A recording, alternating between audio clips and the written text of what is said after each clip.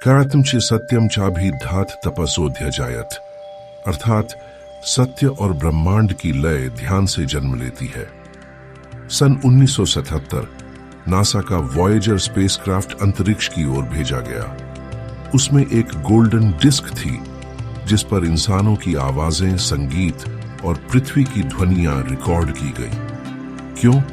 ताकि अगर कोई सभ्यता ब्रह्मांड में इन्हें पाए तो हमारी भाषा को समझ सके। लेकिन सच ये है, ब्रह्मांड पहले से ही हमसे बात कर रहा है, बस उसकी भाषा शब्दों में नहीं, तरंगों में है। आपका दिमाग हर क्षण इलेक्ट्रिकल वेव्स उत्पन्न कर रहा है। ये वेव्स कभी बहुत धीमी डेल्टा, कभी बेहद तेज गैमा।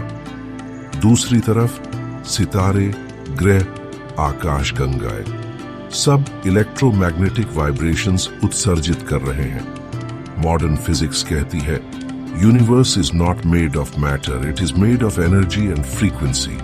यानी आपका ब्रेन और कॉस्मोस दोनों एक ही फ्रीक्वेंसी बैंड पर गूंज रहे हैं। उपनिषद कहते हैं, मन एव ब्रह्म, मन ही ब्रह्मांड है। जब भीतर शांति होती है तो बाहर भी घटनाएं उसी लय में घटती हैं। ध्यान की गहराई में जब आप जाते हैं तो अचानक साइलेंस में भी एक सटल संगीत सुनाई देता है। वो आपका दिमाग नहीं बना रहा, वो ब्रह्मांड का रिदम है जिससे आप जुड़ गए हैं।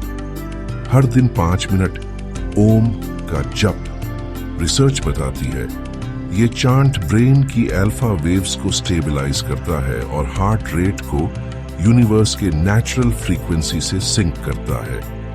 रात को आंखें बंद करके खुद को एक सितारे की तरह इमेजिन करो और देखो कि आपकी हर थॉट यूनिवर्स में रिपल की तरह फैल रही है। दिन में कम से कम 10 मिनट बिना फोन, बिना शोर के सिर्फ साइलेंस में बैठो।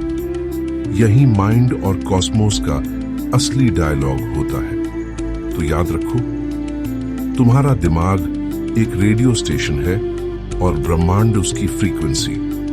अगर चैनल साफ ट्यून हो गया तो जिंदगी ऑर्डिनरी नहीं, मिरेक्युलस लगने लगती है। यदा तु पश्यः पश्यते रुक्म वर्णम कर्तारमीशम पुरुषम ब्रह्म योनिम। अर्थात जब साधक भीतर के स्वर्णिम प्रकाश को देख लेता है तो उसे ब्रह्मांड और आत्मा एक ही स्रोत दिखाई देते हैं। अगले एपिसोड में हम समझेंगे कि स्ट्रेस और एंजाइटी असल में दिमाग की बनाई कहानियां हैं और ध्यान कैसे हमें इन इल्यूजन्स से मुक्त करता है। माइंड शॉट्स, जहां सोच गहराई से आती है और एक हल्कापन छोड़ जाती है।